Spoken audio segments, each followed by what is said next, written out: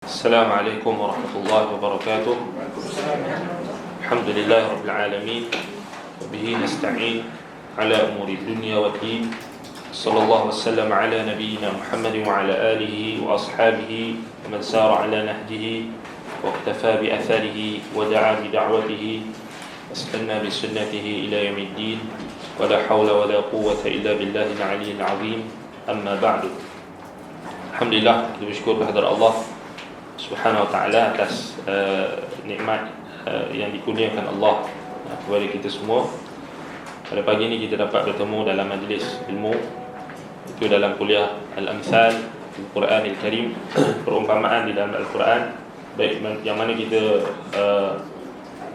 membahaskan tentang perumpamaan yang ada di dalam surah apa sebelum ni? Surah Yunus ya.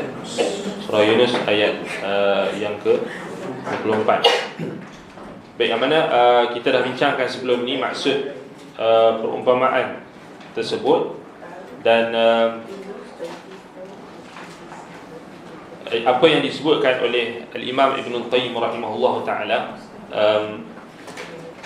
syabbaha subhanahu al-hayat ad-dunya fi annaha tatazayyana fi 'aini an-nadhiri fataruquhu bi zinatiha wa tu'jibuhu fayamilu ilaiha wa yahwaha iqtiraran minhu biha.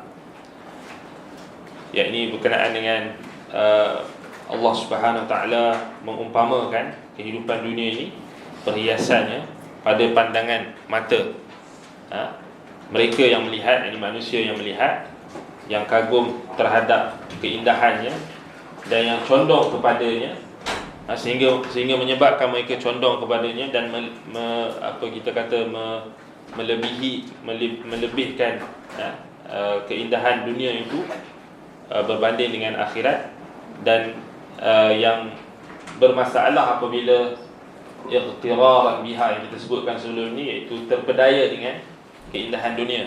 Itu yang maksud ayat ni, kerana kita dah bincangkan sebelum ni siap ataupun konteks ayat tersebut itu merujuk kepada sikap melampaui batas yang telah dilakukan oleh golongan musyrikin dalam perbuatan mereka mensyirikkan Allah Subhanahu wa taala. Dan sebab itu Allah Subhanahu wa taala menyebutkan tentang perumpamaan dunia ini. Dan kalau kita dah sebutkan ada beberapa ayat dalam Al-Quran yang lebih kurang sama dengan ayat dalam surah Yunus ayat 24 ini, antaranya adalah apa yang disebutkan Allah Subhanahu wa taala dalam surah Al-Kahfi ayat 45 dengan lafaz yang ataupun dengan konteks ataupun dengan apa kita sebut siyak ataupun konteks ayat itu lebih kurang sama. Cuma Allah Subhanahu wa taala sebut dengan lafaz wadrib lahum mathalal hayatid dunya, dan bentangkanlah ataupun kemukakanlah kepada mereka misal perbandingan ataupun umpamaan kehidupan dunia, kama in anzalnahu minas samai fakhtalata bihi nabatul ardi. Kehidupan dunia ini samalah seperti air yang kami turunkan dari langit, fakhtalata bihi nabatul ard, lalu bercampur aduklah tanaman di bumi antara satu sama lain, fa asbaha hashiman tadruhu riyah. Yakni lalu bercampur aduklah tanaman di bumi antara satu sama lain, dan kembang suburlah ia disebabkan air itu, kemudian menjadilah ia kering, hancur, ditiup angin, fa asbaha hashiman tadruhu riyah. Yang mana hashiman di situ maksudnya yabisan mutafattitan. Dalam bahasa Arab hashama makna merujuk kepada sesuatu yang patah ataupun pecah. Sebab itu nama datuk Nabi kita sallallahu alaihi wasallam Hashim. Sebab apa nama dia Hashim? Sebab dia patahkan dia antara pekerjaan dia ataupun antara apa yang jasa dia dalam kalangan masyarakat Arab jahiliah, dia membuat makanan. Antaranya dia patahkan roti-roti untuk diberikan makanan kepada jemaah haji, hujjaj ketika di zaman jahiliah. Itu Hashim kan? Hashim maknanya Siapa Hashim? Syaibah kan? Syaibah. Maknanya nama asal dia Syaibah. Datuk Nabi kita Datuk maknanya moyang kepada Nabi kita Abdul Muttalib bin Hashim. Sebab tu daripada situ Bani Hashim kan. So, maknanya Hashim dalam surah Al-Kahfi itu bila Allah SWT kata fa asbaha hashiman tadruhu ar-riyah. Kemudian menjadilah ia kering, hancur, ditiup angin. Dan hashiman tu diterjemahkan dengan kering, hancur. Kan? Maknanya ditiup angin. Maknanya tumbuh-tumbuhan itu menjadi kering, hancur. Tazruhur riyah, ditiup oleh angin. Itu jelas dalam surah Al-Kahfi ayat 45 tu sangat jelas tentang perumpamaan segeranya kehancuran dunia. Kan? Maknanya sangat jelas. Dan kalau kita lihat perumpamaan yang disebutkan dalam ungkapan-ungkapan yang lebih ringkas, yang tadi tu yang paling cantik lah kan, yang paling sempurna lah bila Allah SWT buat perumpamaan dalam Al-Quran ini.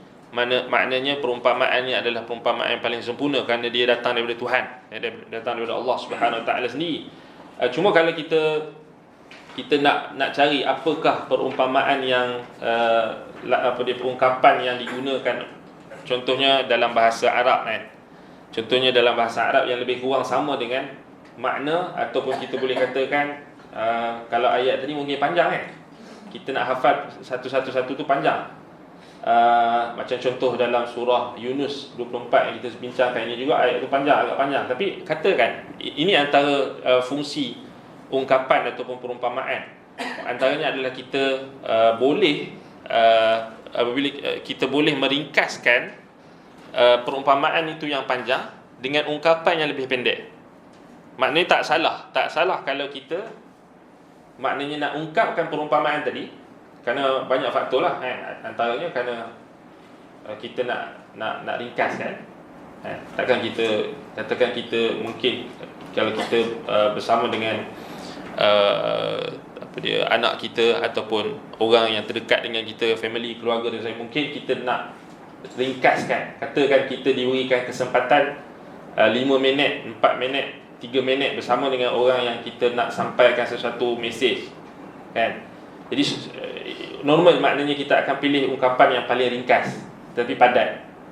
Contohnya kita ambil dalam bahasa Arab dulu, kemudian bahasa Melayu, bahasa Inggeris, bahasa Melayu. Contohnya macam dalam Al-Quran sendiri, kita boleh ambil makna yang ada dalam surah Yunus tu, kita boleh guna ungkapan yang lebih ringkas. Tapi maksud dia sama. Maksud dia membawa maksud kepada betapa cepatnya dunia ini pergi, ataupun betapa dunia ini, keindahan dunia ini adalah sementara. Baik, contoh dalam ungkapan dalam bahasa Arab kita boleh guna ayat dalam Quran juga. Contohnya dalam surah Ar-Rahman bila Allah SWT kata kullu man 'alaiha fan. Semua hafal kan? Alhamdulillah. Maknanya kita ingat maknanya kullu man 'alaiha fan. Maknanya semua yang ada di bumi ini akan musnah. Itu paling ringkas kan? Kullu man 'alaiha fan. Maknanya tengok berapa patah perkataan saja. Kullu man 'alaiha fan. Maknanya 4 sahaja ungkapan ataupun patah perkataan yang kita ungkapkan.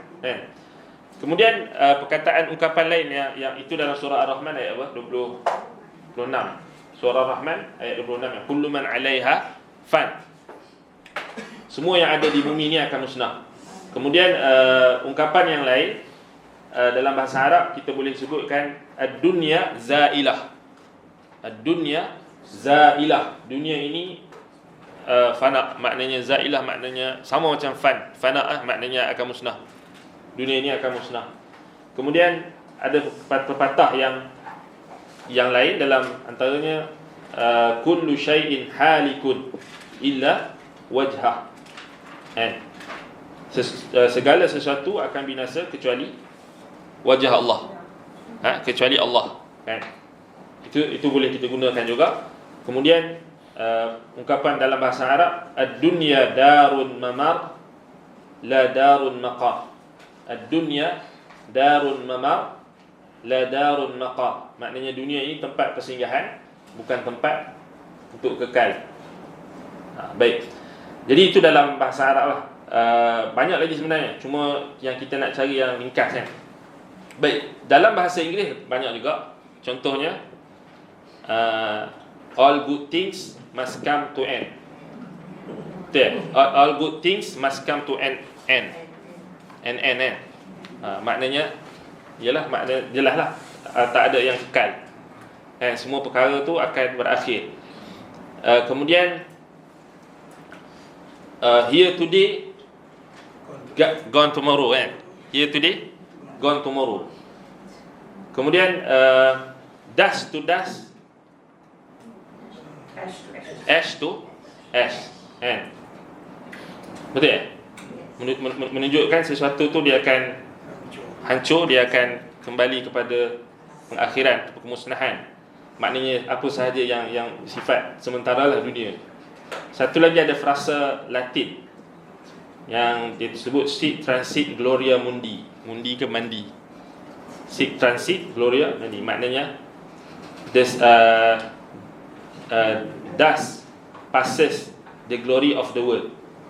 Betul? Betul? Kemudian life is but a fleeting moment. Life is but a fleeting moment. Betul? Okey. Itu bahasa Inggeris kan. Kemudian dalam bahasa Melayu, contohnya sekejap bagai mimpi. Betul? Simple. Sekejap bagai mimpi. Betul lah. Maknanya dunia ni macam mimpi je. Cuba kita mimpi. Mimpi pun sekejap je. Kalau mimpi yang baik, kita rasa sekejap lah.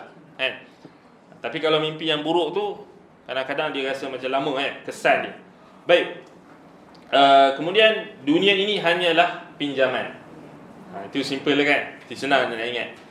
Okey, itu antara makna-makna yang kita katakan yang ungkapan yang diungkapkan di dalam bahasa Melayu, Inggeris dan bahasa Arab yang kita boleh ringkaskan daripada makna yang terkandung dalam perumpamaan dalam surah Yunus ayat 24 yang kita bahaskan sebelum ni, dan juga dalam surah Al-Kahfi ayat 45. Kemudian ada beberapa ayat lagi yang lebih kurang sama dengan perumpamaan yang disebutkan oleh Allah Subhanahu Wa Taala. Dan kita dah sebutkan sebelum ni apa yang Imam Ibn Qayyim nyatakan tentang perumpamaan ini. Maknanya menunjukkan kepada kita keadaan dunia ini dan orang yang cenderung kepada dunia ini, maknanya mereka telah cenderung ataupun telah bergantung dengan sesuatu yang cepat musnah, yang segera musnah, yang tidak akan kekal abadi. Dan sebab itu konteks ayat tu dalam surah Yunus itu, kalau kita tengok Allah tutup ayat tu dengan wallahu yad'u ila daris salam. Tak. Sedangkan Allah Ta'ala menyeru makhluknya, menyeru hambanya ila daris salam, kepada negeri keselamatan. Daris salam maknanya negeri akhirat. Dan kita dah sebutkan macam mana sebahagian salaf, antaranya tabi'in yang mulia Umar bin Abdul Aziz rahimahullah ta'ala, bacaan ayat yang terakhir yang dibaca sebelum dia meninggal dunia ketika maknanya kita tahu kisah Umar bin Abdul Aziz, beliau mati diracun kerana usaha islah ataupun reform yang cuba untuk beliau lakukan di dalam apa kita kata pentadbiran ketika itu, dan juga dalam urusan agama. Kerana kita tahu dia ada kaitan kan, maknanya korupsi yang berlaku dalam urusan keduniaan, dia kita tak boleh kata dia korupsi yang berlaku dalam urusan keduniaan tu tak ada kaitan dengan korupsi dalam agama. Macam sekarang kita tengok sekarang lah, korupsi dalam setiap bidang hari ini kan. Dan kita akan tengok tak terlepas juga corruption tu tetap ada juga dalam orang agama ataupun jabatan agama dan sebagainya. Dan hari ini kita berhadapan dengan corruption dalam kalangan orang agama. Ialah antaranya contohnya dengan tersebarnya ajaran sesat, dan itu menandakan, indikator menunjukkan sistem agama yang ataupun institusi agama yang ada dalam negara kita ini memang ada corruption. Kita tak boleh nafikan, maknanya tersebarnya ajaran sesat, kemudian golongan-golongan yang menyebarkan ajaran-ajaran yang bercanggah dengan sunnah Nabi sallallahu alaihi wasallam, kemudian penyebaran hadis-hadis palsu, kisah-kisah dongeng khurafat, tahyul, kesyirikan yang paling utama, maknanya seruan kepada mempercayai kepada wali-wali, ketaksuban, pendewaan yang melampaui batas terhadap, ataupun ketaksuban dan pendewaan terhadap pemimpin ataupun ulama atau orang yang dianggap saleh. Semua itu adalah corruption dalam agama, korupsi. Maknanya kalau kita tengok dalam Al-Quran, bila apa yang kita sebut tentang fasad kan, al-fasad, maknanya yang dimaksudkan dalam surah antaranya dalam surah Al-Qasas ayat 83, dan juga dalam ayat yang surah Yunus yang kita sebutkan sebelum ni pun ada perkataan fasad, tentang kerosakan. Maka kesemua itu adalah merujuk kepada kerosakan yang berlaku, yang pertama sekali berlaku pada agama. Maknanya hak yang pertama sekali, yang apabila berlakunya kerosakan pada hak tersebut, maka dia akan berkait dengan seluruh urusan kehidupan. Contohnya macam kerosakan dalam akidah. Kalau kita tengok pengutusan Rasul yang pertama, Nabi Nuh alaihi salam, apa fasad, apa corruption yang berlaku? Kesyirikan. Kesyirikan itu berlaku sebelum pengutusan Nabi Nuh alaihi salam, yang mana dalam surah Nuh Allah Ta'ala rakamkan kisah 5 orang salih yang diberhalakan. Wa qalu la tadharunna alihatakum wa la tadharunna waddan wa la suwa'an wa la yaghutha wa ya'uq wa nasra. Maknanya mereka berkata, yakni pemimpin-pemimpin, yakni orang-orang yang mempunyai autoriti, orang-orang yang mempunyai kekuasaan, mereka berkata kepada kaum mereka, janganlah kamu meninggalkan penyembahan, maknanya Tuhan-Tuhan kamu. Janganlah kamu meninggalkan Wadda, Suwa', Yaghuth, Ya'uq dan Nasra. Allah Ta'ala cerita, maknanya Allah Ta'ala sebut 5 nama orang tu. Bayangkan, nak bagi tahu Allah Subhanahu Ta'ala tak sembunyikan siapa berhala tu dan siapa asal usul mereka. Nak bagi tahu pentingnya hal tersebut. Pentingnya kita tahu tentang punca berlakunya kesyirikan. Dan ini sebenarnya kita tak boleh pandang sebelah mata. Kita anggap macam kesyirikan yang melibatkan punca, ataupun kita katakan root cause, punca utama yang menyebabkan berlakunya kesyirikan. Allah Ta'ala, kita kena faham, bila Allah Ta'ala cerita tentang kisah Nabi Nuh ni, Allah Ta'ala sebut terus 5 orang soleh yang diberhalakan, yang disembahkan. Maknanya di situ ada petunjuk yang sangat penting kepada kita semua. Maknanya kalau berlaku perkara yang sama dalam kalangan umat Muhammad sallallahu alaihi wasallam, maka hal tersebut kita tak boleh pandang ringan. Sebab itu Nabi sallallahu alaihi wasallam menutup pintu-pintu yang boleh membawa kepada kesyirikan. Antaranya puncanya adalah sikap melampaui batas terhadap orang-orang yang soleh atau orang-orang yang dianggap soleh. Macam zaman kita ni, dia pelik sikit, macam ada seorang ulama' dibahaskan, dia kata bila ditakrifkan tentang taghut kan, tentang orang yang disembah selain Allah atau orang yang reda dirinya disembah kan. Dulu orang soleh saja, sekarang ni orang toleh pun orang toleh kan, maknanya orang yang tak baik pun disembah juga, maknanya ditaati, diikuti kan. Jadi ini adalah antara maksud utama fasad, kerosakan. Maknanya sebab kita kena faham, sebab kalau kita buka dalam naratif, contohnya kita ambil dalam Bible contohnya, bila mereka bahaskan tentang penceritaan tentang kisah Nabi Nuh alaihi salam, yang mereka panggil Noah dalam versi mereka tak diceritakan. Bukalah Old Testament, bukalah kitab Kejadian, Genesis, Bereshit, dalam bahasa Ibrani ataupun dalam bahasa Inggeris tadi, Genesis, kitab Kejadian, maknanya dalam apa yang mereka panggil Old Testament, tanah mereka, tak ada diceritakan tentang sebab apa Allah musnahkan kaum Nuh, sebab apa banjir besar berlaku. Tak jelas. Maknanya kalau kita cari dalam kitab mereka, takkan kita jumpa apa punca dia. Sebab itu sampai sekarang, orang Kristian, kalau mereka cerita tentang kisah Nabi Nuh ni, mereka cerita kisah Nabi Nuh ni dekat anak-anak mereka, kan? Mereka ada macam-macam platform mereka buat penceritaan tersebut, tetapi mereka tak boleh cerita exactly apakah punca banjir besar itu berlaku. Mereka tak boleh cerita. Yang paling hebat pun mereka boleh buat di mana, anda tak pasti, di Amerika Syarikat dia orang buat replika bahtera Nabi Nuh. Kemudian dalam tu ada museum, dia orang buat museum. Itulah paling hebat pun. Tak nak bagi tahu, setakat itu sahaja yang mereka mampu. Tetapi berbeza dengan orang Islam. Tapi kalau kita pandang ikut sudut pandang orang bukan Islam tadi, yang tu yang mereka nak. Just nak buat peringatan, kan? Just nak buat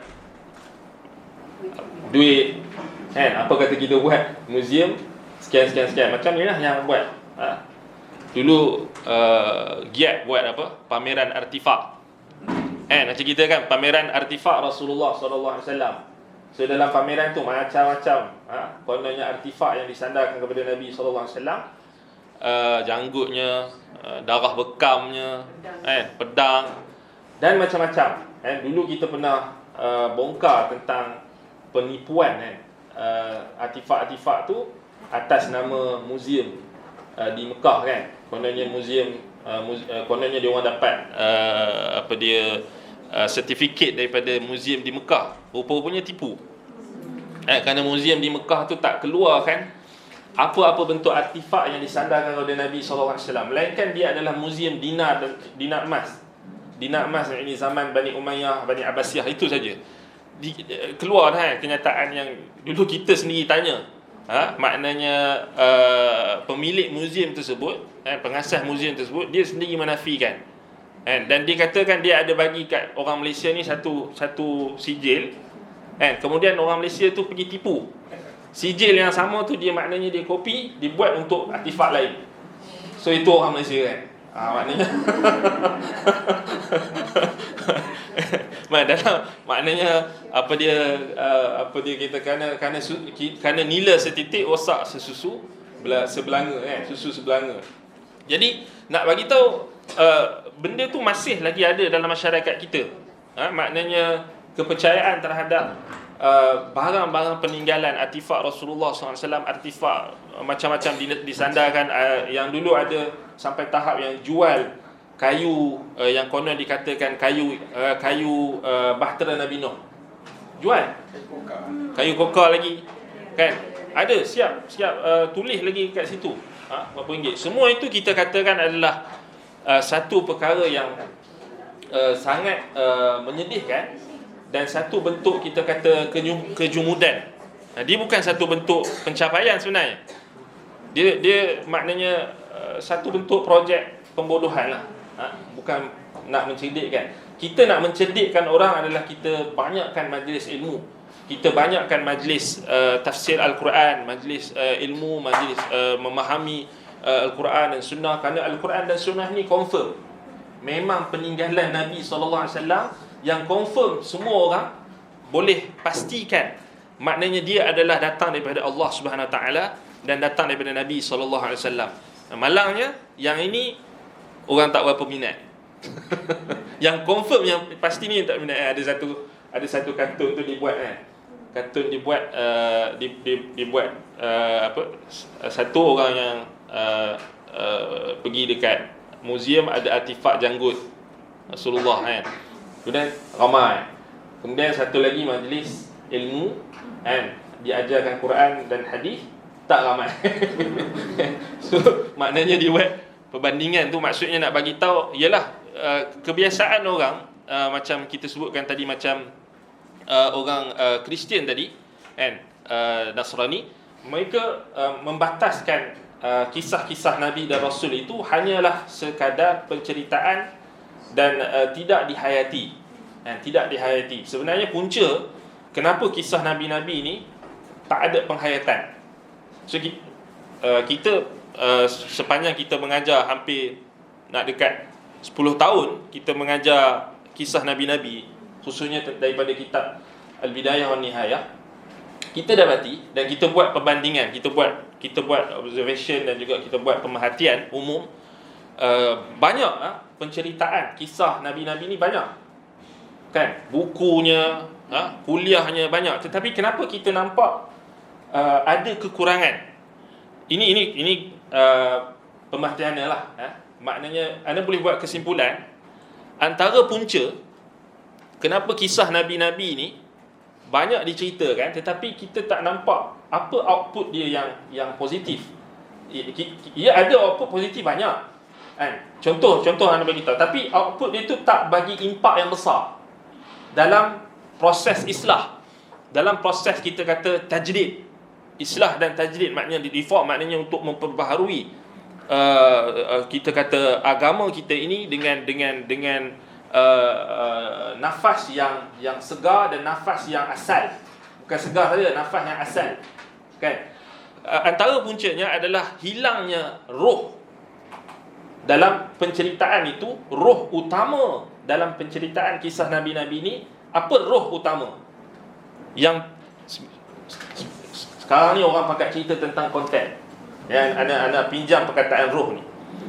Sebenarnya dia ada dalam Quran kan. Kerana Quran tu roh.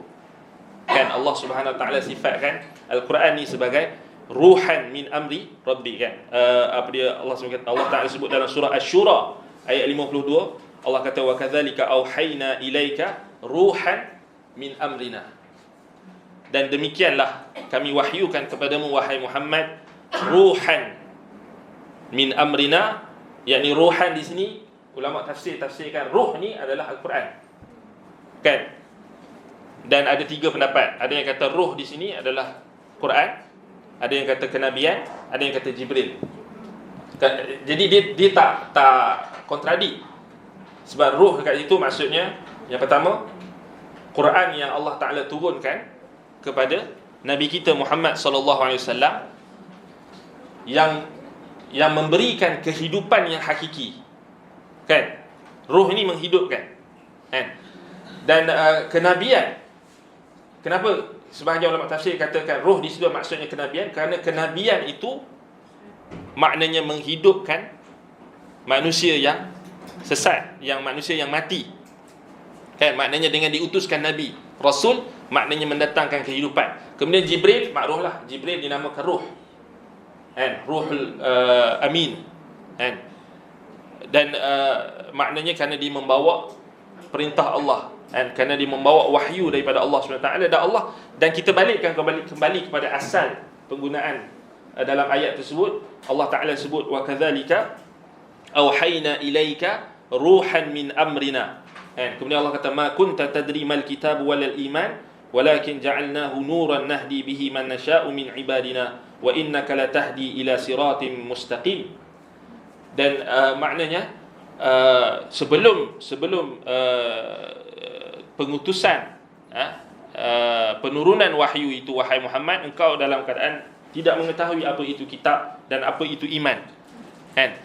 Dan roh di sini, kan, kalau kita tengok dalam konteks perbahasan zaman sekarang, zaman kita kata yang kita berada hari ini, anda ambil contoh orang gunakan perkataan roh yang latest lah, ni kira yang latest. InsyaAllah dalam kuliah kita ni kita akan ambil contoh-contoh yang latest. Maknanya bukan contoh-contoh yang lama lah kan. Contoh bila mereka bincangkan tentang nak buat konten. Sekarang kan kita semua hidup kita sekarang ni semua kan berpusat kepada kandungan digital ataupun konten yang dibuat oleh content creator. maknanya pembina-pembina kandungan di media sosial dan seumpamanya, di YouTube dan sebagainya. Telefon ke apa? Call. Baik. Jadi apa disebutkan, dia kata ada seorang pakar buat konten ni, pakar maknanya videographer lah macam tu lebih kurang. Dia kata kenapa video konten-konten yang dibuat ni kira ramai orang suka, viewer pun ramai kan, semua orang nak tengok kan, dan kenapa ada orang yang buat tak jadi. So dia pun bagi tahu rahsia dia. Dia kata roh bagi setiap video, dia kata roh bagi setiap video adalah penceritaan. Oh, baru kita tahu. Pakar lah tu cakap. Dia kata roh bagi setiap video adalah cerita. Lagu pun dia kata ada roh. Lagu Nyanyi pun ada cerita. Roh. Roh. Dia kata ada roh. Lagu pun ada roh kan. Tapi nak bagi tahu, dia kata roh, point di sini dia gunakan perkataan roh. Maknanya kita faham lah. Maknanya kalau video tu dia buat konten tak ada cerita, maknanya dia macam mati. Dia macam mati. Tapi kalau dia disebut dalam video tu ada cerita, kemudian dia adalah roh dia. Dia hidup lah maknanya. Dia hidup. Baik. Kat sini kita pinjam perkataan dia tadi. Tapi sebenarnya perkataan tu sebenarnya kita dah sebut tadi ada dalam Quran. Kerana Allah Ta'ala sifatkan roh tu mana Al-Quran. So sebenarnya macam ni lah, simple kita nak faham. Sebenarnya semua orang atas muka bumi ni mati, kecuali orang yang berpegang dengan Quran. Itu je sebenarnya. Orang yang berpegang dengan wahyu, dia hidup. Maknanya hati dia hidup. Kan? Hati dia hidup. Baik. Cerita tadi, kisah Nabi-Nabi ni, kenapa kita dengar kisah ni banyak? Orang ni cerita kisah Nabi, orang ni cerita kisah Nabi, orang ni cerita kisah Nabi. Tapi cerita tu dia tak hidup. Dia tak hidup ni maksudnya dia tak bagi impak yang sepatutnya. Impak yang sepatutnya apa? Maknanya apa yang dikehendaki oleh Allah dan Rasul. Itu je dia punya neraca dia. Apa yang dikehendaki Allah dan Rasul.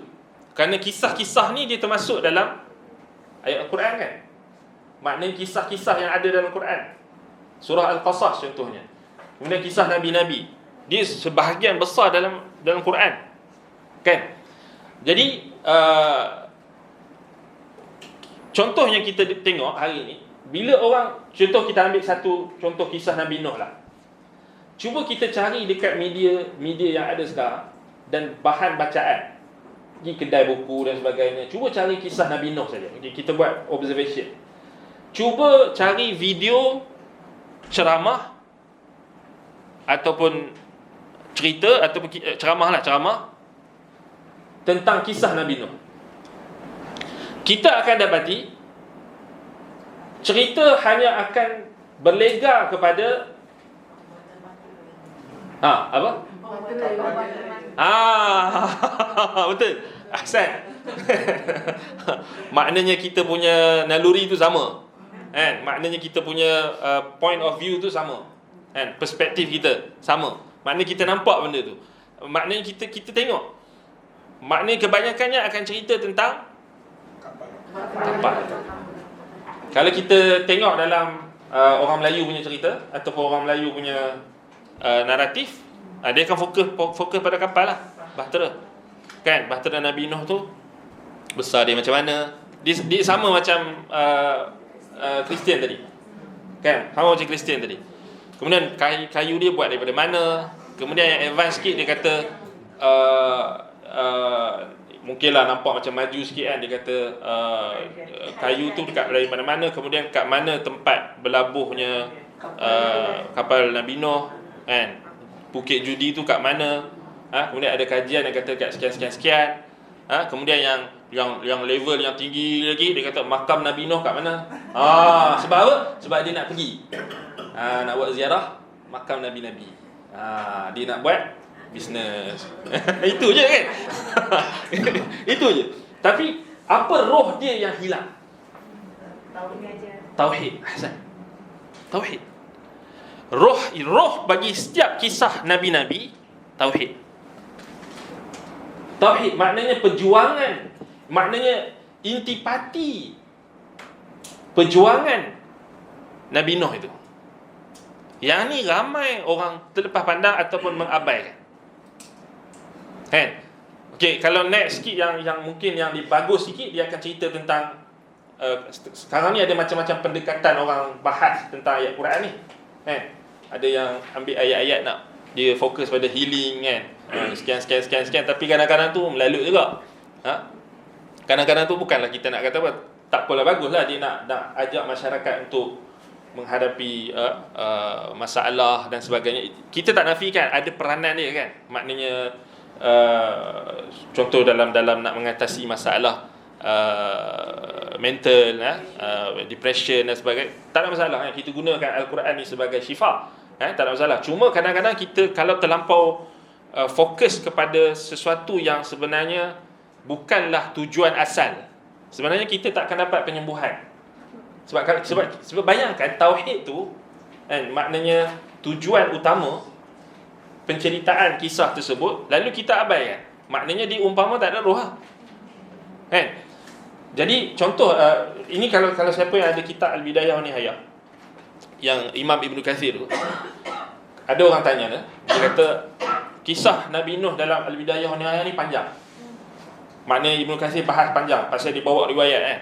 Riwayat daripada hadis, kemudian dibawa dulu ayat-ayat Quran, kemudian tafsir, kemudian hadis-hadis Nabi SAW, kemudian asar daripada salaf, sahabat tabi'in panjang. Dia kata banyak. Jadi dia minta apakah perkara yang perlu kami fokuskan, maknanya ataupun kesimpulan daripada seluruh penceritaan kisah Nabi Nuh tu, apa yang kita nak kena amalkan.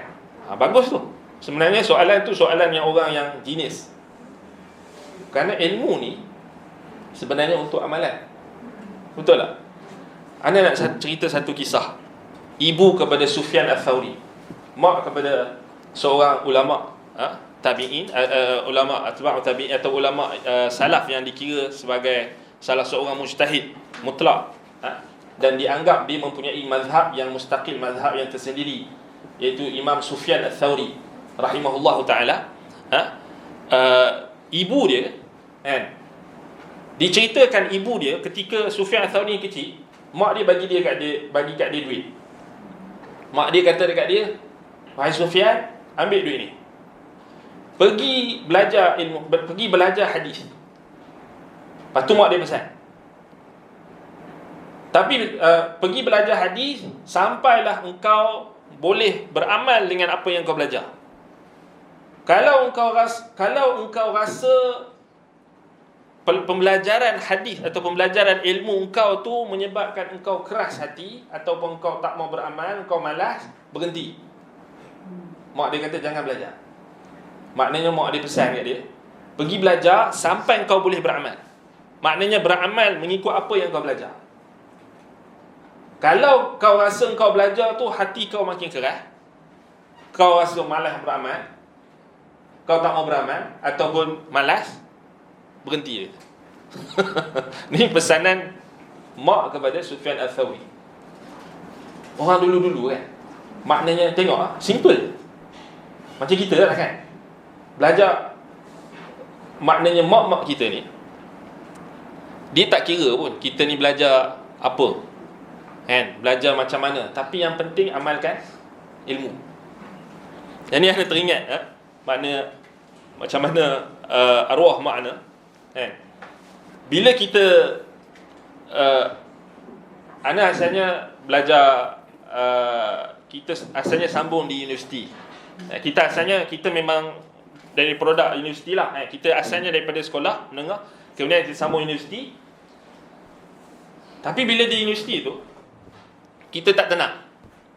Anda ingat lagi waktu tu bila kita di UM kan, di asasi pengajian Islam di Nilampuri, dulu di Nilampuri Kelantan, sekarang dah tutup dah, pindah ke Bacok kan. Kat situ okey kan, 2 tahun Kat situ kita jumpa dengan asatizah sunnah kita, Dr. Abdul Basit, kemudian ramai lagi. Kat situlah kita kenal sunnah ni. Kemudian bila kita pergi ke KL, kita pergi belajar sambung ke KL, kat situ kita jadi culture shock. Sebab daripada tempat yang baik, tempat yang kita dikelilingi dengan pensyarah yang sunnah, pensyarah yang walaupun tak sunnah pun dia akhlak baik, yang bagus. Tapi bila kita sampai ke KL, kita belajar dengan orang yang korup. Ini bayang, kita muda lagi tapi kita ingat dah benda ni. Dan benda ni kita akan ulang-ulang, kita akan ingatkan kepada anak-anak kita. So jangan ingat benda yang maknanya melibatkan orang muda atau kanak-kanak ni dia habis macam tu je. Jadi waktu tu kita belajar, kita ingat lagi dengan pensyarah yang maknanya ajar usul fiqh, kan? Tapi isap rokok. Jadi waktu tu kelas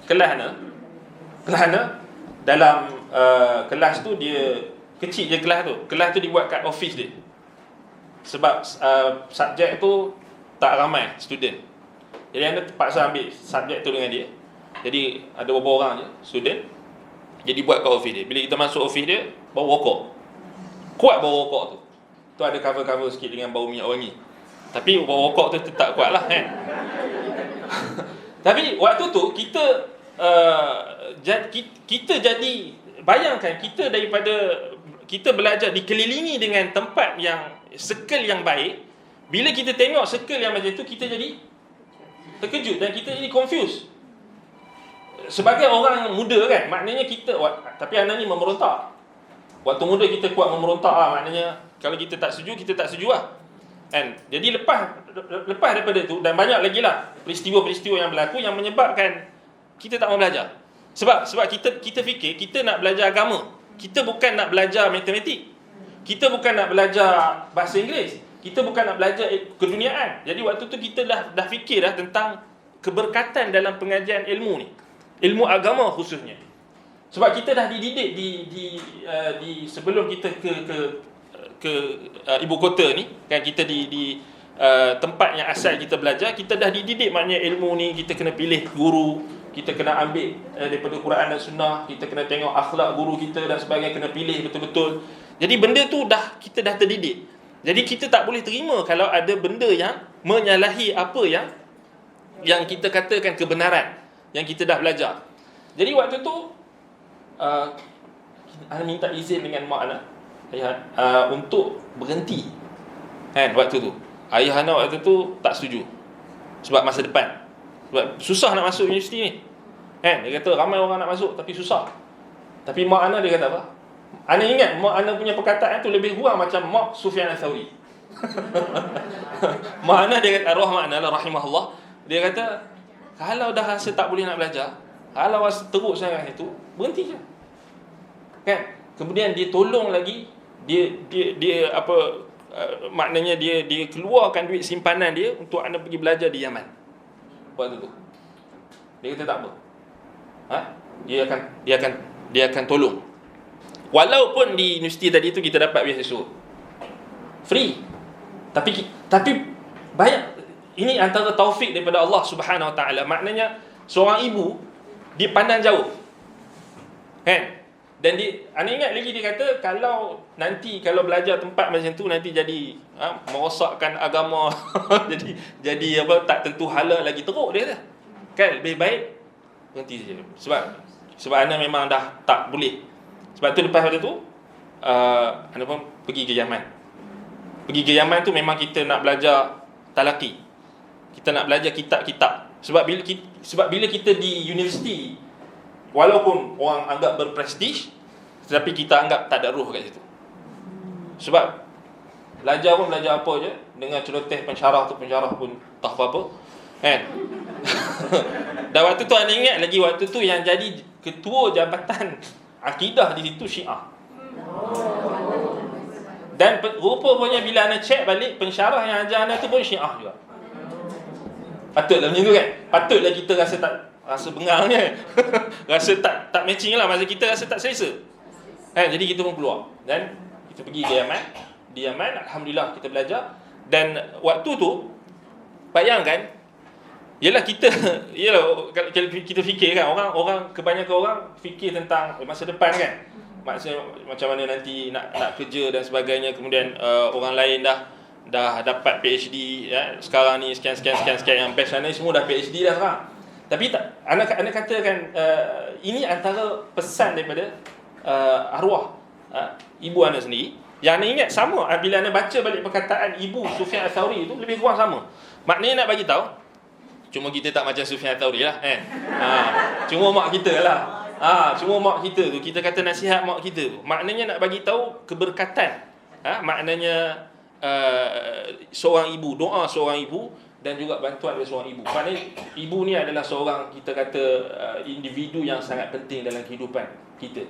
Nak bagi tahu walaupun seorang perempuan kan, kita kata seorang perempuan kan, maknanya setengah orang dipandang remeh je kan. Maknanya ibu dia sendiri, kemudian ataupun wanita itu sendiri kan. Tetapi sebenarnya ini antara yang anda teringat balik apabila kita baca tentang perkataan Sufyan Ats-Tsauri. Jadi samalah maknanya kita ni, contoh macam sekarang ni, bila orang kata nak belajar agama ni sampai tahap pening-pening kepala. Betul tak? Dia kata kena bahas aras tinggi falsafah. Nak bahas tentang sifat Allah pun kena pening-pening kan? Jadi kalau benda tu tak menyebabkan kau boleh beramal, tinggalkan. Betul tak? Konsep dia sama macam apa yang ibu Sufyan Ats-Tsauri sebut. Kalau apa yang kau belajar tu menyebabkan kau jadi sombong, dia belajar tu jadi kata aku lagi pandai pada hangpa semua. Macam ahli falsafah, ahlul kalam khususnya. Dia, kalau kita tengok dia orang belajar, sebab dalam akidah falsafah ni ataupun ahlul kalam, dia kalau kita perasan yang mengajarkan falsafah ni ataupun ilmu kalam ni, yang bila dikaitkan dengan Islam, akidah falsafah ataupun ilmu kalam ni, dia akan ada satu gap yang dibina. Maknanya tembok yang dibina untuk memisahkan kononnya antara orang yang khusus, orang yang makamnya tinggi, dan orang awam. Dia nak biarkan gap itu terus berlaku, sehingga dia katakan akidah salaf ini sesuai untuk orang awam. Adapun akidah khalaf, ilmu kalam falsafah ini sesuai untuk orang-orang yang elit, dia kata. Orang-orang yang bangsawan. Padahal tak betul pun Padahal tak betul pun. Maknanya apa, kenyataan mereka itu tak betul.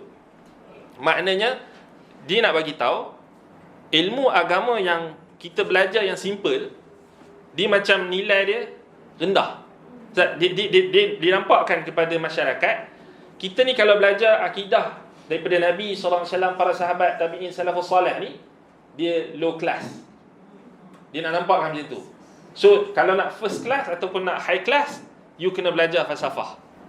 So you boleh keluar perkataan-perkataan yang bombastik, perkataan istilah-istilah yang hebat-hebat, you akan nampak bijak. Padahal amalan ke laut.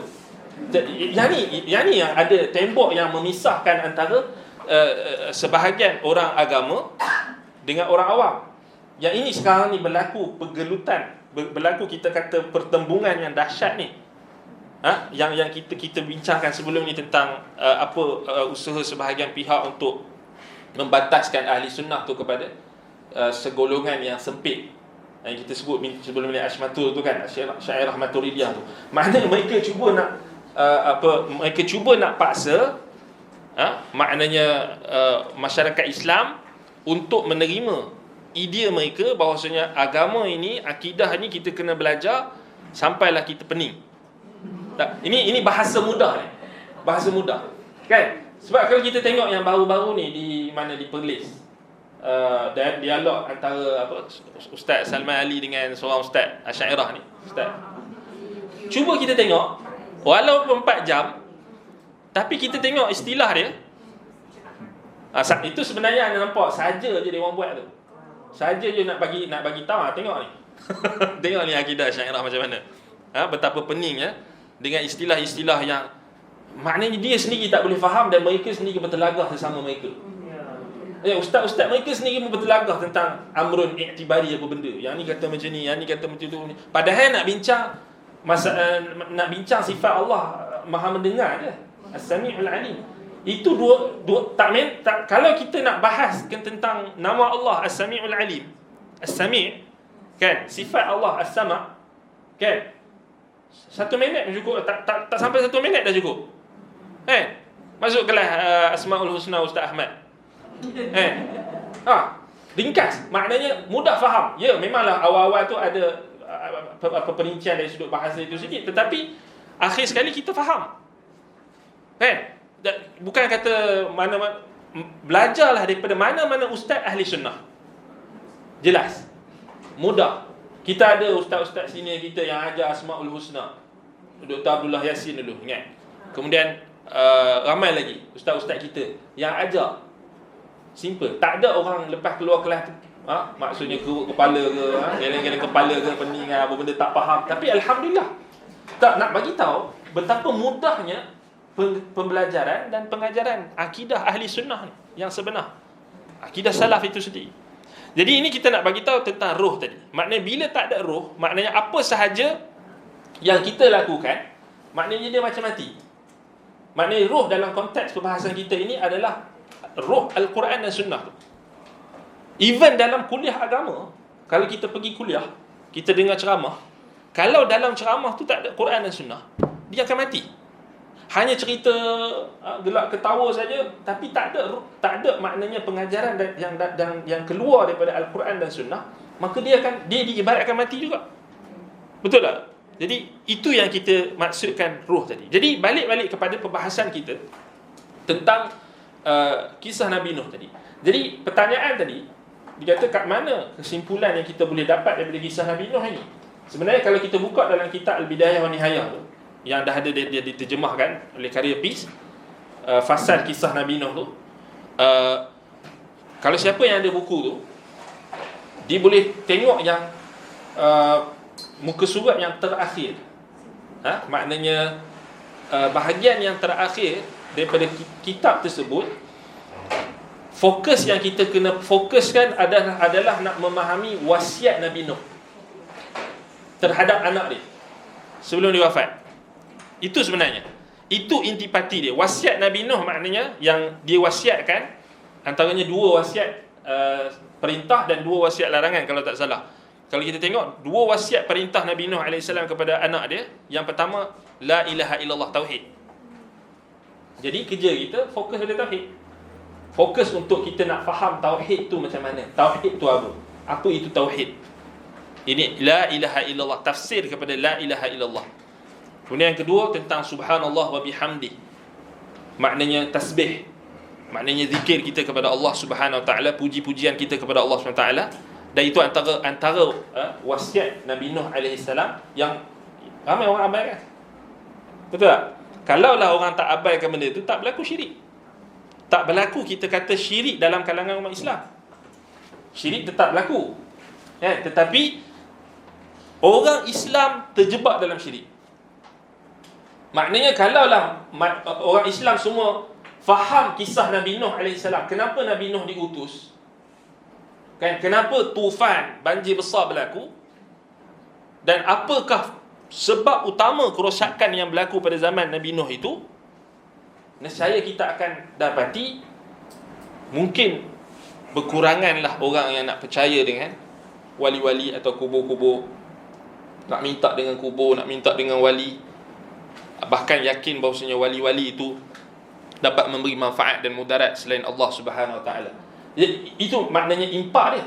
Kalau orang ada roh, kisah nabi-nabi itu ada rohnya, orang akan impak dia akan lebih kuat, lebih teguh. Tetapi kita tengok ada juga yang sebahagian orang yang diceritakan kisah Nabi Nuh ni, di fokus dia pada teknologi. Ni nampak canggih sikit lah. Dia kata teknologi di zaman Nabi Nuh. Dia buat syarahan teknologi Nabi Nuh. Cerita 2 jam cerita pasal macam mana kapal tu dibuat. Ini karut. Tak karut sebab apa? Sebab ulama-ulama dulu, kan, Contoh macam Imam Ibn Kathir, bila dibahaskan tentang kisah Nabi Nuh AS, dia cerita juga tentang bahtera Nabi Nuh tu. Tapi dia taklah cerita lama panjang. Kan? Hanya cerita mimbar faedah, maknanya kita nak dapat faedah-faedah duniawi, ya boleh. Tapi bukan itu fokus utama. Sebab kalau kita buka Al-Quran sendiri pun, Allah Ta'ala cerita tentang kisah Nabi Nuh ni, banyaknya cerita tentang dakwah dia. Dakwah dia. Ya, sebab itu pengajaran utama kan daripada kisah Nabi Nuh ni, maknanya kita tak cepat berputus asa dalam seruan kita, dalam dakwah kita. Maknanya berdakwah kepada tauhid. Walaupun kita ditolak, walaupun makan masa yang lama, tak bertambah pengikut kita atau orang yang nak sahut seruan kita, tapi tetap kita istiqamah menyampaikan dakwah kepada tauhid. Itu pengajaran utama yang ada dalam kisah Nabi Nuh AS. Itu contoh maknanya penceritaan dalam Al-Quran. Baik. Kerana penceritaan ni juga dia termasuk dalam jenis amsal, perumpamaan. So kita sebut sebelum ni dalam muqaddimah kita, amsal, antara maksud amsal adalah kisah.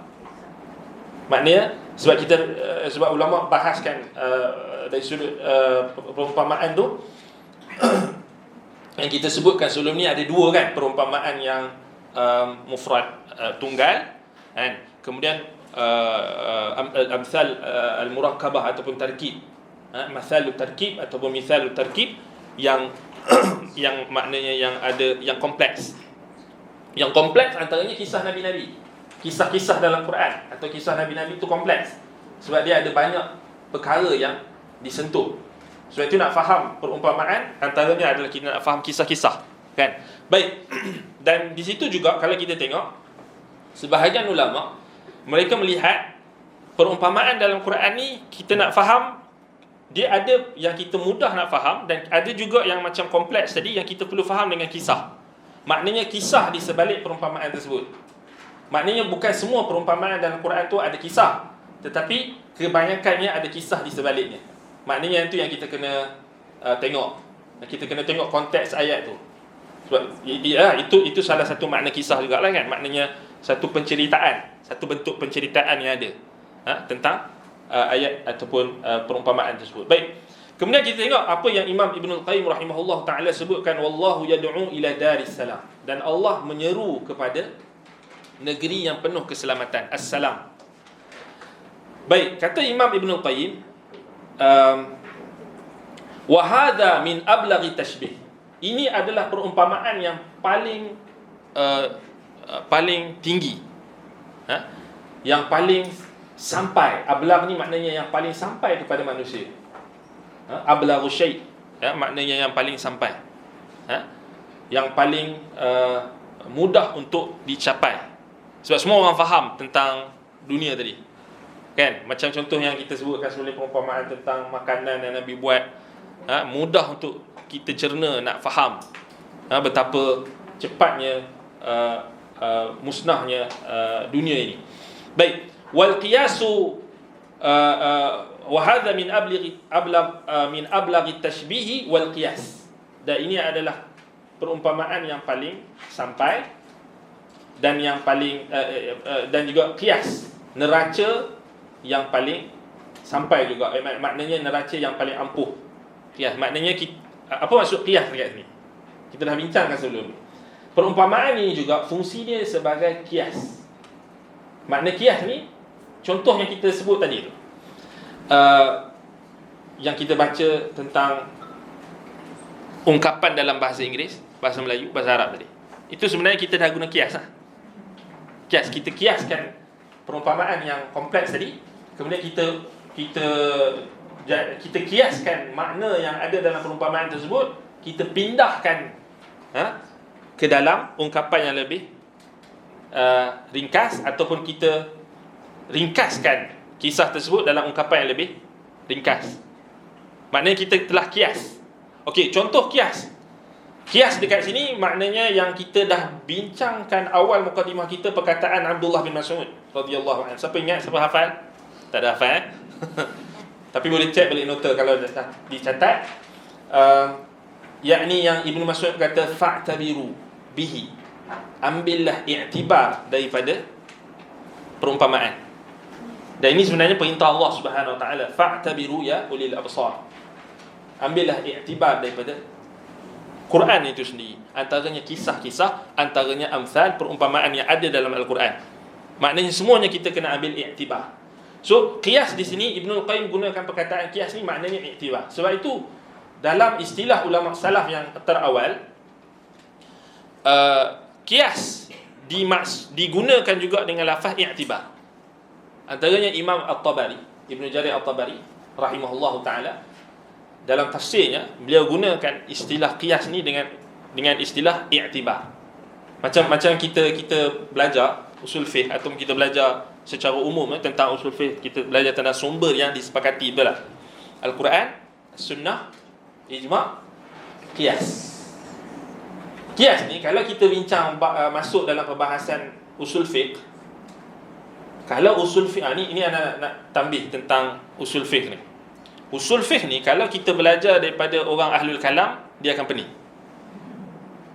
Siapa kata ilmu kalam tak bagi kesan pada ilmu lain? Sebenarnya dah memang ada tesis, dah memang ada kajian yang lama lah, banyak kajian tentang pengaruh falsafah ataupun ilmu kalam ni terhadap ilmu-ilmu lain, antaranya ilmu usul fiqh. Sebab itu kita tengok orang-orang yang nak bawa keraguan tentang sunnah ni, dia akan bawa usul fiqh.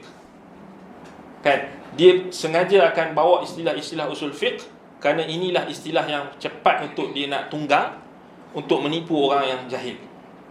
Dia akan kata ini sekian, ini kaedah dia ini sekian, dia nak tipu. Selalunya dia akan guna ni. Sebenarnya kalau kita perasan, qiyas yang dibahaskan, kalau kita bahas perbahasan usul fiqh ni, dia sama je, dia jadi macam tadi tu. Dia jadi macam kalau kita belajar akidah, kalau dibahas tu lagi pening, dia kata lagi bagus. Dia macam tu kan? Dia kata kalau pening lagi bagus. Maknanya belajarlah sampai kita pening. Maknanya kalau kita pening tu lagi bagus, menunjukkan kita hebat. Itu standard yang orang letakkan. Sebenarnya tak, kita belajar kita nak beramal. Kita nak faham. Kita nak tambah iman. Kalau kita belajar tak tambah iman, tak faham, menyebabkan kita hanya sombong, kita nak beribadat kepada Allah, bukan kita nak bangga dengan orang. Jadi baik kita ikut pesanan Ibu Sufyan Ats-Tsauri tadi. Maknanya berhentilah kalau belajar tu menyebabkan kita sombong kan. Aku lebih hebat daripada orang lain. Aku sekian. Jadi itu sebenarnya yang kalau kita tengok sistem yang ada dalam di sebahagian tempat, bila pengajaran agama tu dieksklusifkan sedemikian rupa. Maknanya dia kata you orang awam tak boleh faham apa orang-orang agama punya istilah. Dia belagak sikit kan. Dia kata orang-orang agama saja yang faham. Padahal agama ni bukan diturunkan kepada orang agama saja. Kan? Mana agama ni untuk semua.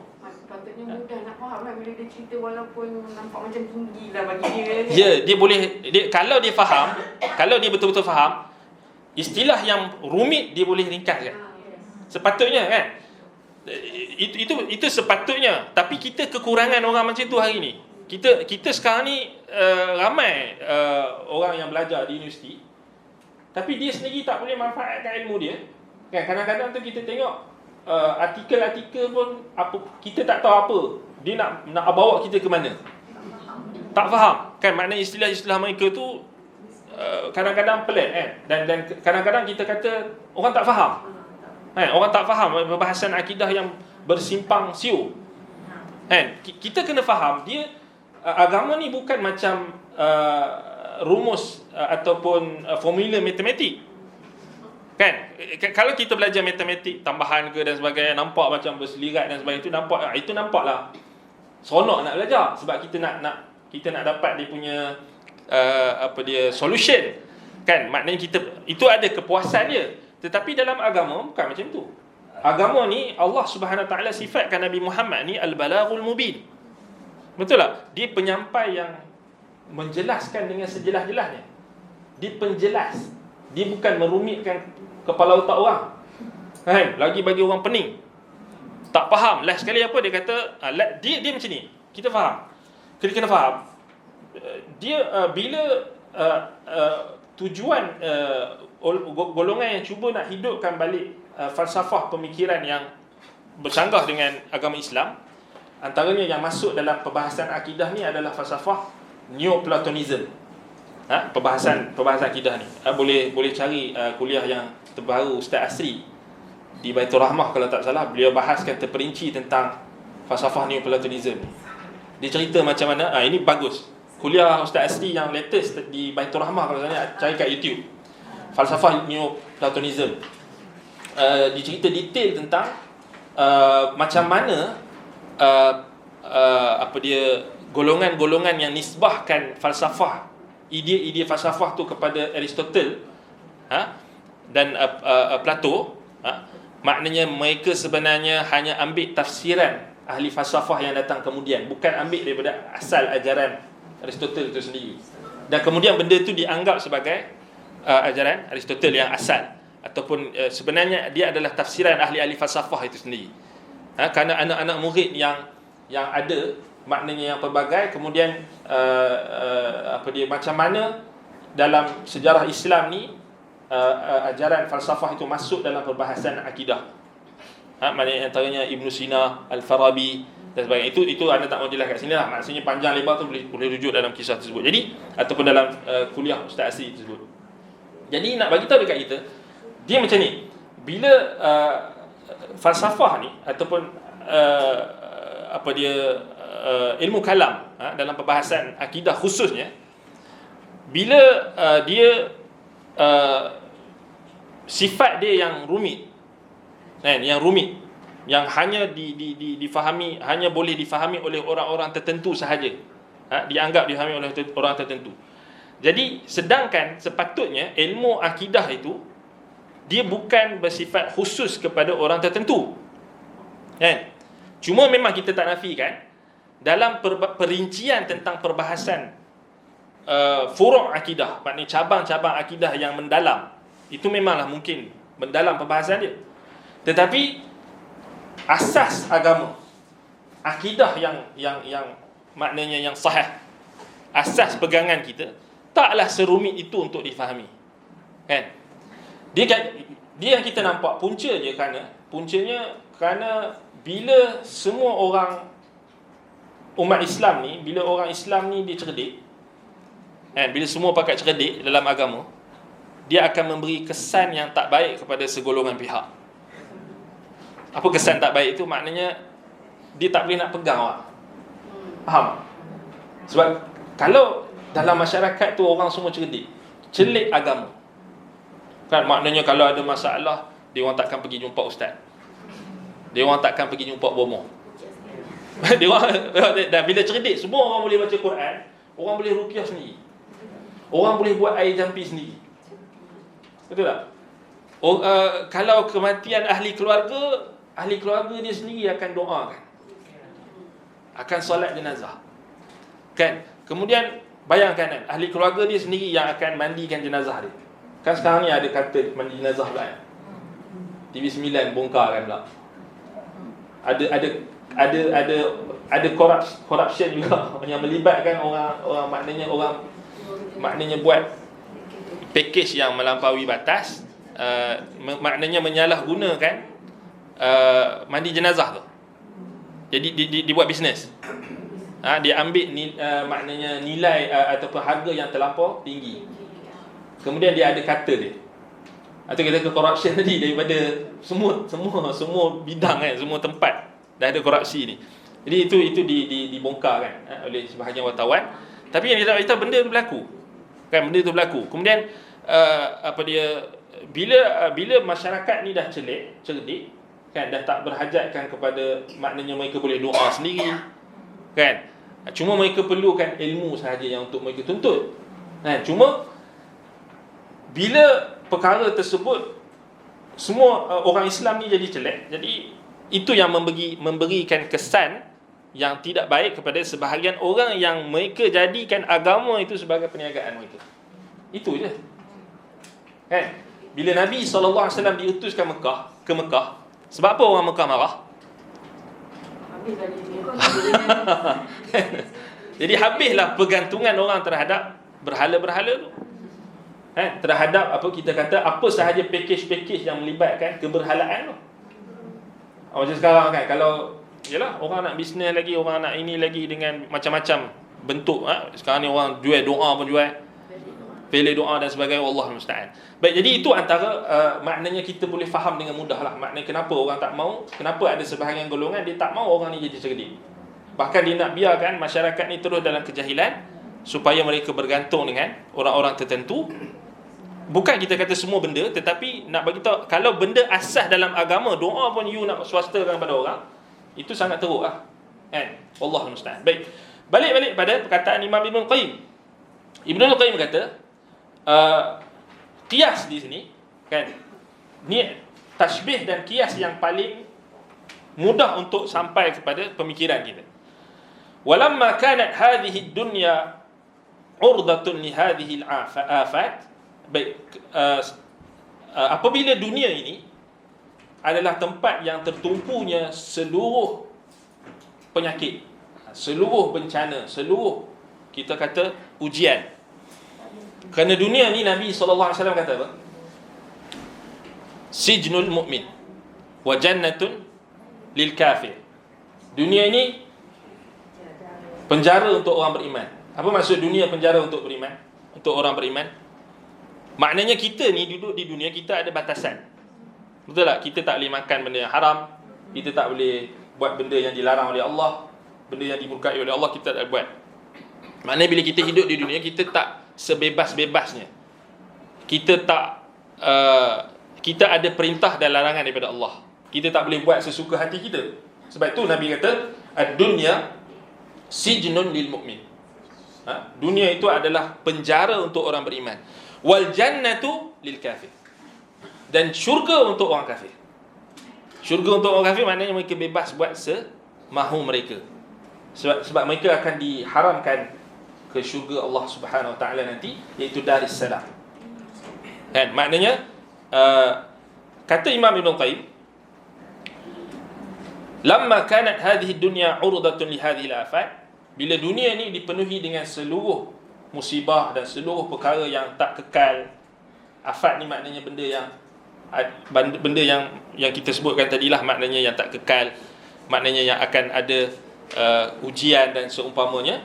Wal jannatu salimatun minha, dan syurga itu tempat yang selamat daripada segala penyakit dan segala keburukan, segala kerosakan, segala perkara yang tak kekal tadi, yang cepat musnah tadi. Maknanya kerana syurga adalah tempat yang kekal abadi. Maka Allah Ta'ala berfirman, bila syurga tu dia selamat daripada segala perkara tadi, maka Allah berkata, wallahu yad'u ila daris salam, dan Allah menyeru kamu ke negeri yang penuh keselamatan. Darus salam maknanya negeri akhirat. Negeri akhirat yang kita sebutkan sebelum ni, maknanya tilkad darul akhirati, ataupun tilkad darul akhiratu. Dan demikianlah negeri akhirat, darul akhirah, darus salam, darul akhirah. Dan lebih khusus lagi, ianya merujuk kepada jannatul na'im, jannatul khuld, jannatul adn, syurga yang kekal abadi yang disifatkan oleh Allah Subhanahu Wa Taala di dalam Al-Quran. Fasammaha hahuna darus salam, maka Allah menamakannya syurga itu dengan darus salam, li salamatiha min hadhihi al-afat allati dzakaraha fid dunya fa amma bi da'wati ilaiha.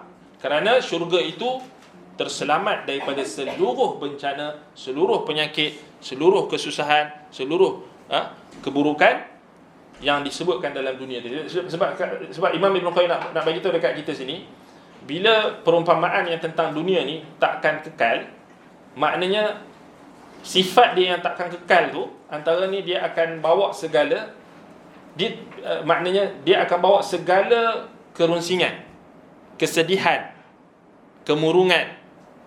Sebab itu ulama salaf mereka bincangkan, bila kita ni rasa stres, bila seseorang itu rasa stres atau rasa runsing, rasa bimbang, rasa takut dan sebagainya, ini semua ada pada kita semua. Kerana Nabi Adam AS, Allah Ta'ala turunkan dia daripada syurga pun, dia diberikan perasaan yang sama. Sehingga sebahagian salaf mengatakan, antara catatan amalan yang paling banyak yang dicatat oleh Allah Ta'ala, oleh malaikat daripada orang beriman, yang ni lembaran catatan yang paling banyak, lembaran catatan kebaikan yang paling banyak Allah Ta'ala catat daripada orang beriman, antaranya adalah al-huznu wasyiddah wal-afat, ataupun kesedihan, kerunsingan, kebimbangan. Apa maksud dia? Maksudnya di sini, dalam hadis Nabi SAW sebut tuba liman wajada fi sahifatihi al-istighfar, atau kama qala sallallahu alaihi wasallam, berbahagialah orang yang mendapati di dalam catatan amalannya itu paling banyak istighfar. Nabi kata berbahagialah dia. Itu dalam hadis yang sahih. Tapi kat sini ulama salaf kata didapati di dalam catatan amalan yang paling banyak yang dicatat daripada anak Adam, khususnya orang beriman, adalah rasa sedih, runsing, bimbang, takut. Apa maksud dia? Dia ada kaitan dengan perumpamaan kita dan ada kaitan dengan apa yang kita sebutkan tadi tentang hadis ad-dunya jannatul lil kafir, sijnun lil mu'min. Maknanya dunia ini penjara untuk orang beriman. Maknanya apa? Kita kat dunia ni, kita confirm kita akan ada sedih, betul tak? Sikit pun, walaupun kita happy, tapi kita akan rasa sedih. Dan kita akan rasa bimbang, kita akan rasa takut, semua tu kita ada, kan? Semua tu kita ada. Jadi kebimbangan, kerisauan, kerunsingan, stres, tekanan, semua ini, bayangkan dalam catatan amalan anak Adam yang paling banyak dicatat ini. Maksudnya apa? Maksudnya kalau seorang mukmin itu dia ihtisab, maknanya dia mengharapkan ganjaran dan pahala atas kerunsingan dia, atas kebimbangan dia, kesedihan dia itu, maka dia akan dicatat sebagai amalan. Dia akan dicatat sebagai kebaikan. Maknanya yang tercatat dalam amalan dia, maknanya sehingga Allah jadikan kerunsingan, kebimbangan, kesakitan itu sebagai antara penghapus dosa-dosa dia, dan antara sebab untuk mengangkat kedudukan dia. Sebab itu bapa kita, Abul Bashar, bapa seluruh manusia, Nabi Adam AS,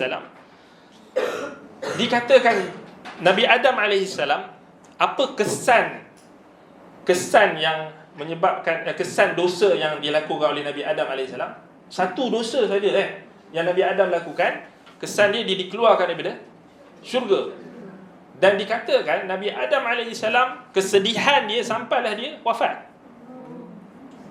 Kan, maknanya penyesalan dia itu, Allah jadikan penyesalan dia itu sampailah dia nak wafat, sampai dia wafat. Sebab tu kalau kita buka dalam kitab Al-Bidayah wa Nihayah, Ibnu Katsir rahimahullah, kan ada last sebelum dia wafat tu, kan dia marah isteri dia.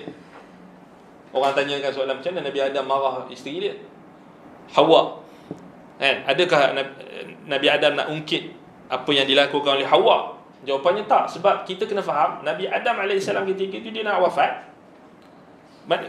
kesan, itu kita kata kesan daripada dosa tu, maknanya memberikan kesedihan yang berpanjangan.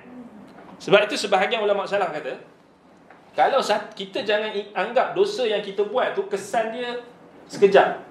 Walaupun kita buat dosa tu, esok kita tak terus mati, bangkit-bangkit pagi, masih hidup, masih boleh makan, boleh hidup, tapi kesan satu dosa yang kita buat boleh melangkau 40 tahun. Maknanya satu dosa yang kita buat tu boleh jadi kesan itu Allah tak bagi terus sekarang, tapi dalam tempoh 40 tahun. Ulama istimbat daripada peristiwa Bani Israel disesatkan dalam dalam padang pasir. Maknanya selama 40 tahun, 40 sanatan yatihuna fil ard. 40 tahun mereka maknanya tersesat di padang pasir, mereka tak menemui jalan petunjuk. Dikatakan disebabkan oleh dosa mereka, sebab mereka melanggar perintah Allah Subhanahu Wa Taala. Kan? Jadi poin dekat sini, dunia ini memang sebenarnya tempat yang Allah Taala jadikan seperti yang Allah buat kepada Nabi Adam AS, bapa kita, memang akan ada kesedihan, akan ada kesusahan. Laqad khalaqnal insana fi kabad, yani masyaqqah, kesusahan. dan ini kita kata sebagai seorang beriman, kalau kita ada rasa sedih, susah, bimbang, dan sebenarnya itu normal. Jangan anggap dia ustaz happy je. No. Dia mengaji Quran, dia happy je. Tak. Bayangkan Nabi Adam AS, Nabi Allah. Satu dosa yang dia buat, dia menyesal sampai ke akhir hayat. Tapi apa tujuan Allah Ta'ala bagi rasa penyesalan tu? Untuk mengangkat kedudukan dia, untuk menghapuskan dosa-dosa dia, kan? Dan untuk menjadi contoh tauladan kepada anak-anak keturunan dia. Sebab tu Nabi kata, ya bani Adam, innakum tukhti'una bil-laili wan-nahar. Wahai anak Adam, kamu melakukan kesalahan siang malam pagi petang. Allah kata, wa ana aghfiru dzunuba jami'a, dan aku ampunkan dosa kamu semuanya. Wa ma asabakum min musibatin fabima kasabat aydikum wa ya'fu an katsir. Dan tidak ada apa sahaja musibah yang menimpa kamu melainkan ianya disebabkan oleh tangan kamu sendiri, menyebabkan perbuatan kamu sendiri. Kemudian Allah tutup ayat tu, Allah kata wa ya'fu an katsir, dan Allah memaafkan kamu banyak lagi.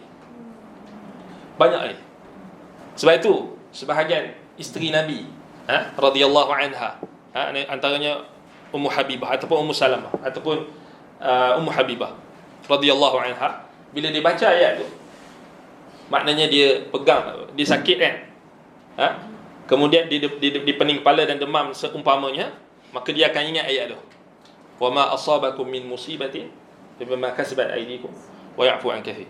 Apa yang menimpa kamu berupa musibah, maknanya ianya disebabkan dosa dan kesalahan kamu. Maknanya dia terus muhasabah lah. Maknanya kalau pening ke, kalau sakit ke, dia tak terus salah orang.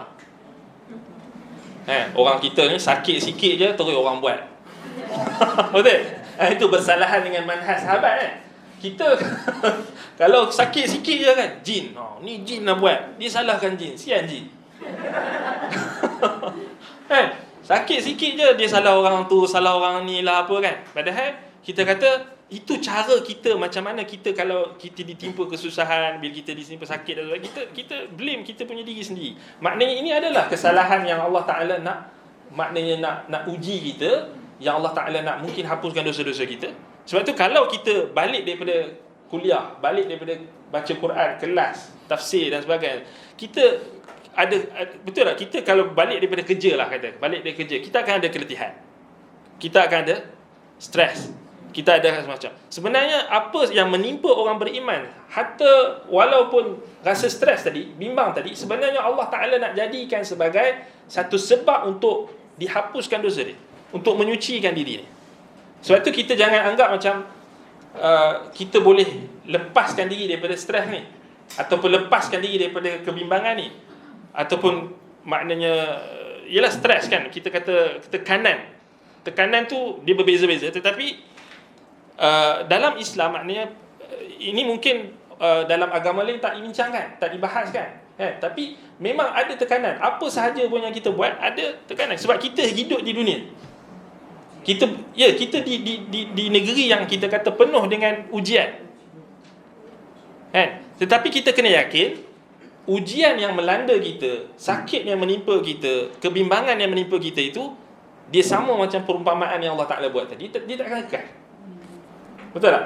Kat situ kita boleh ambil pengajaran daripada perumpamaan yang Allah Ta'ala buat tadi. Maknanya, kalau dunia ni Allah Ta'ala kata cepat sangat dia berlalu, maka yakinlah kebimbangan kita, ketakutan kita, tekanan hidup yang kita alami, semua tu juga takkan kekal. Betul tak? Takkan kekal. Sekarang ni ada orang Malaysia, macam mana ni Ustaz, kita ni habislah dakwah kita, habislah orang sunnah nanti akan ditekan, habislah ni dia orang ni dah guna pengaruh dia orang, tengok ni ada ustaz kita yang mengajar Quran, kena sekat, mengajar Quran dengan tadabbur je pun dah kena apa? Dah kena ban. Bayangkan ustaz duk hentam Asy'ariyah, bayangkan ustaz duk hentam ajaran sesat ni, lagilah kan. Jadi kebimbangan kan. Ini dalam konteks kita hari ini, kita ada kebimbangan tu. Kebimbangan mana, adakah kita ni macam mana nasib mana agama kita dan sebagainya. Tapi percayalah, kebimbangan itu maknanya sebenarnya kebimbangan itu dia akan bawakan kita kepada ketenangan, ketenteraman apabila kita yakin bahawasanya itu adalah salah satu daripada ujian daripada Allah Subhanahu Wa Taala. Kerana mana mungkin kan, bayangkan Nabi SAW sebaik-baik makhluk, Nabi SAW berdakwah di Mekah, maknanya Nabi ditolak oleh kaum dia. Bahkan dalam hadis Al-Bukhari kan, bila Waraqah bin Naufal dengar Nabi SAW cerita tentang penurunan wahyu, apa Waraqah bin Naufal kata? Waraqah bin Naufal kata, tidak ada seorang pun yang bawa seperti apa yang kau bawa illa udhiya, melainkan dia pasti disakiti. Kemudian dalam hikmah Nabi Isa AS, seperti mana dalam kitab Mereka, dalam kitab Injil, disebutkan tidak ada seorang Nabi pun yang dihargai di tempat asalnya. Ini sama macam hadis tadi, sama macam perkataan Waraqah bin Naufal tu, tidak ada orang yang bawa seperti mana yang Nabi bawa, melainkan dia pasti dimusuhi. Kalau kita yakin benda ni, kita tak akan rasa bersendirian. Memang kita bersendirian bila kita tak ada orang nak terima kita, ataupun kita dibuang negeri kita sendiri, dibuang oleh tempat kita sendiri, ataupun dimusuhi oleh orang kampung kita sendiri. Tetapi kita yakin kita bersama dengan mereka yang Allah Ta'ala kata, ma'al ladina an'amallahu alaihim minan nabiyyin was-siddiqin wasyuhada was-salihin wa hasuna ulaika rafiqa. Sebab itu bila ada orang tanya tentang kisah Nabi Idris tu, yang baru ni Ana tulis jawapan soalan tentang kenapa Nabi Idris diangkat. Jadi soalan tu sebenarnya nak dapat jawapan dia tu berbulan-bulan kena baca, sampailah Ana temui satu nas daripada perkataan seorang ulama sejarah kurun yang ketiga Hijrah, Ali ibn al-Jaham, dalam kitabnya Al-Urjuzah. Beliau sebutkan maknanya Nabi Idris AS ni jarang kita dengar kan. Kita selalu dengar Nabi Idris wa rafa'nahu makanan aliyah, dia diangkat ke tempat yang tinggi. Tapi sebabnya dalam teks Ali ibn Jaham rahimahullahu ta'ala, beliau sebutkan sebabnya kerana Nabi Idris alaihissalam, beliau tidak mempunyai seorang pengikut pun. Dia tak ada pengikut. Dan ini kita nampak dia disebut dalam teks tu, walam yuti'hu ahadun min ahlihi, tidak ditaati, tidak diikuti daripada kalangan kaumnya itu seorang pun. Dan ini mengingatkan kita dengan dalam hadis sahih. Dalam Sahih Al-Bukhari, Nabi diperlihatkan dengan umat-umat, kemudian Nabi lihat wan nabiyyu laisa ma'ahu ahad. Itu juga dalam hadis dalam Sahih Al-Bukhari. Dan ada nabi yang tidak ada seorang pun pengikut. Jadi kalau kita baca kisah-kisah macam ni, kita ni bersyukur pasal kita tak seorang. Paling kurang adalah orang ramai datang. Paling kurang ada orang yang ikut kita. Walaupun tak juta-juta, tak ratus-ratus ekor, kan? Tapi ada lah, alhamdulillah. Tapi bayangkan Nabi yang tak ada pengikut. Wan nabi laisa ma'ahu ahad, tak ada pengikut. Dan sebab itulah hikmah kenapa dia diangkat ke langit. Sebab dah tak ada orang nak terima dia punya seruan. Sebab dia Nabi kan, dia bukan Rasul, dia Nabi kan? Sebab dia Nabi, dia lepas Nabi Syith alaihissalam, anak Adam kan? Maknanya khalifah kepada Adam kan? Sebab kan yang mati siapa? Habil ke Qabil? Yang kena bunuh Qabil. So Habil kan, Habil punya keturunan tu Nabi Adam dah warning. Sebab dia maknanya dia bawa kepada penyelewengan. Sebab tu dia wasiatkan kepada Syith. Kemudian Syith sampai ke Idris. Tapi Idris tu dia ditolak. So maksudnya itu sebelum Nabi Nuh tau. Sebab maknanya logiklah, sebab sebelum Nabi Nuh tu, Nabi Nuh pun dia berdakwah 950 tahun, ada 80 orang pengikut ya. Sebelum dia maknanya moyang ni Idris tak ada pengikut langsung. Sebab penyelewengan tu dah start berlaku sebenarnya. Dia bukan Nabi Nuh lahir baru berlaku, tak. Sebab dia warisi kan. Dia warisi kesyirikan tu dah lama. Maknanya ada Wad, Suwa', Yaghus, Ya'uq tu sebelum Nabi Nuh. Bukan sezaman dengan Nabi Nuh, tapi sebelum. Kemudian dia diberhalakan. Jadi itu maknanya contoh, maknanya kisah Nabi Idris alaihissalam, maknanya nak bagi tahu dekat kita, bayangkan kita dalam keadaan sekarang kan, mana kita ada lagi kawan-kawan kita yang bagi semangat dekat kita untuk kekal dengan sunnah, untuk sabat dengan sunnah kan. Bukan kita berseorangan, dan alhamdulillah kita lebih jauh, lebih kita kata kalau nak dibandingkan dengan apa yang Nabi sebut tentang Nabi yang tak ada pengikut ni, sebab kita kena faham kita umat Nabi Muhammad. Umat Nabi Muhammad SAW, dia adalah ummatun marhumah, umat yang dirahmati. Walaupun kita ditekan oleh orang kafir ke, orang Islam sendiri ke yang zalim dan sebagainya, Allah Ta'ala takkan musnahkan semua. Di ummatun marhumah maknanya Allah Ta'ala akan rahmati. Dia tak macam umat-umat terdahulu. Jadi apa yang kita nak sebutkan tadi, maknanya kebimbangan, kegusaran kita tu akan datang, maknanya tekanan dan sebagainya, tetapi yakinlah bahawasanya apa yang Allah Ta'ala sebut tadi tentang perumpamaan tersebut, yang kita dah bincangkan sebelum ni, semuanya takkan berkekalan. Yang kekal abadi hanyalah negeri akhirat. Sebab bila kita kejar akhirat kan, di hadapan kita ni kita letakkan akhirat, dunia ni jadi ringan. Ini tips dia, macam mana kita nak rasa tenang dan macam mana kita nak rasa happy. Ya, kita akan ada rasa juga, rasa tekanan, rasa sedih, biasalah. Tetapi kita takkan terbawa-bawa dengan kesedihan kita itu, tekanan kita itu, sehingga memudaratkan diri kita bila kita letakkan akhirat di hadapan kita. Jadi macam mana kita nak letakkan akhirat di hadapan kita tu? Antaranya dengan kita nak faham apa yang ada di negeri akhirat yang Allah sediakan berupa syurga, antaranya nikmat-nikmat dan seumpamanya yang ada dalam syurga. Kemudian kata Imam Ibnul Qayyim, kita tutup dengan perkataan dia di sini, dia kata fa'amma bid-da'wati ilaiha, maka Allah umumkan, Allah jadikan seruan kepada Darussalam itu sebagai seruan yang utama. Wa khassa bil hidayati man syaa fadzaka adluhu wa hadza fadluhu. Maka Allah mengkhususkan hidayah petunjuknya itu kepada sesiapa yang dia kehendaki, dan demikianlah keadilannya, dan demikianlah inilah juga adalah kurniaannya. Maknanya kalau orang yang dia musnah dengan kehidupan dunia itu, maknanya dia terpedaya dengan dunia, maka itu keadilan Allah. Sebab Allah Ta'ala dah bagi jalan, Allah Ta'ala dah tunjuk jalan, Allah dah utus Rasul, Allah dah turunkan kitab. Maknanya kalau dia pilih dunia juga, dunia itu menenggelamkan dia, maka janganlah dia mencela melainkan diri dia sendiri. Fala yalumanna illa nafsah. Kan, yadaka au kata wa fuka nafakha.